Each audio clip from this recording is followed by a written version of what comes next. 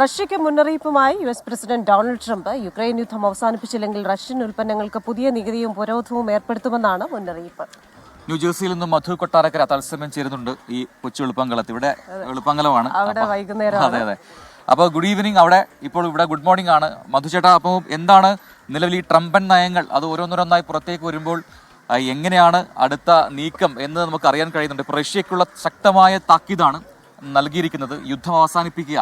അതൊക്കെ അത്തരം നയങ്ങളൊക്കെ ആദ്യ ദിനത്തിൽ തന്നെ നമ്മൾ അഭിസംബോധന പ്രസംഗത്തിൽ കണ്ടതാണ്.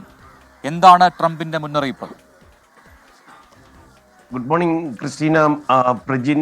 ഈ കഴിഞ്ഞ കുറച്ച് ദിവസങ്ങളായി ട്രംപിന്റെ കടുത്ത തീരുമാനങ്ങൾ അമേരിക്കയും അതുപോലെ ലോകം തന്നെ കണ്ടുകൊണ്ടിരിക്കുകയാണ്. അധികാരമേറ്റ് 3-ാം ദിനം ട്രംപിന്റെ നോട്ടം എത്തിയിരിക്കുന്നത് റഷ്യയിലേക്കാണ്.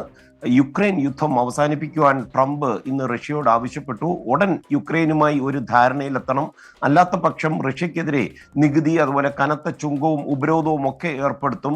അമേരിക്കയിലും അതുപോലെ അമേരിക്കയുമായിട്ട് സഹകരിക്കുന്ന ഒരുപാട് രാജ്യങ്ങളുണ്ട്. ആ രാജ്യങ്ങളിലൊക്കെ റഷ്യ വിൽക്കുന്ന ഉൽപ്പന്നങ്ങൾക്കായിരിക്കും ചുങ്കം ഏർപ്പെടുത്തുക. യുക്രൈൻ യുദ്ധം അവസാനിപ്പിക്കുവാൻ ഇതാദ്യമായിട്ടാണ് ഡൊണാൾഡ് ട്രംപ് ഇത്രയും ശക്തമായ ഭാഷയിൽ പരസ്യമായിട്ടൊക്കെ ആവശ്യപ്പെടുന്നത്.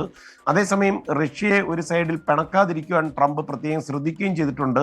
റഷ്യൻ ജനതയെ താൻ ഏറെ സ്നേഹിക്കുന്നുവെന്നും അതുപോലെ റഷ്യൻ പ്രസിഡന്റ് വ്ളാദിമിർ പുടിനുമായിട്ടൊക്കെ വളരെ നല്ല സൗഹൃദമുണ്ടെന്നും ട്രംപ് പറഞ്ഞു.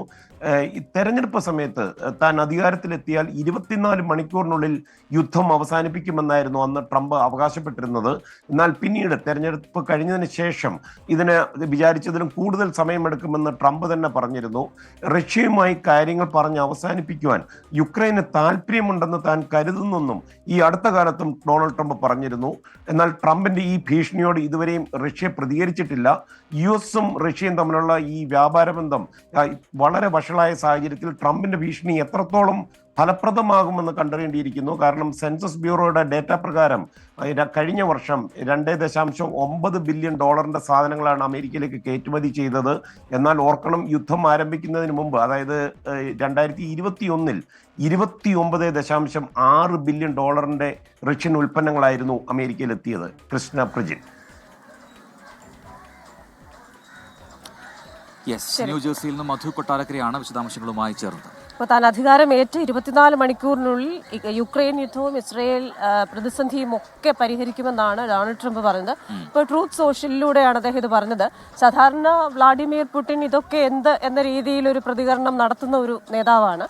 അപ്പോൾ ഇതിനോട് എങ്ങനെ പ്രതികരിക്കും? മാത്രവുമല്ല, ഇങ്ങനെ ഒരു യുദ്ധം, യുക്രൈൻ യുദ്ധത്തിനൊരു പര്യവസാനമാകുമ്പോൾ അത് യുക്രൈന് അനുകൂലമായിട്ടുള്ള തീരുമാനങ്ങളിലാണോ കൺക്ലൂഡ് ചെയ്യപ്പെടുന്നത് എന്നുള്ള കാര്യവും. കാരണം സെക്കൻഡ് ടൈമിൽ എനിക്ക് തോന്നുന്നു ട്രംപ് ഏറെക്കുറെ എല്ലാം ഉറപ്പിച്ചിട്ടാണ് രംഗത്തിറങ്ങിയിരിക്കുന്നത്. ഉറപ്പിച്ചിട്ടാണ് ഞാൻ പറയുന്നത്. വാർ കൺക്ലൂഡ് ചെയ്യുമ്പോൾ അതിൽ ചില കണ്ടീഷൻസ് ഉണ്ടാവുമല്ലോ. അപ്പോൾ ആ കണ്ടീഷൻസ് ചിലപ്പോൾ റഷ്യ വലിയ കടുംപിടുത്തം പിടിച്ചാൽ ചിലപ്പോൾ യുക്രൈന് ഫേവറബിൾ ആകാനുള്ളൊരു സാധ്യത കുറവാണ്. ചില പ്രദേശങ്ങളെങ്കിലും റഷ്യക്ക് വിട്ടുകൊടുക്കേണ്ടതായി വരും. എന്തായാലും നമുക്ക് നോക്കി കാണേണ്ടിയിരിക്കുന്നു ട്രംപൻ ഡിപ്ലോമസി, എങ്ങനെയാണ് മറ്റുള്ളവർ പ്രതികരിക്കുന്നതാണ് ഏറ്റവും പ്രധാനപ്പെട്ട കാര്യം.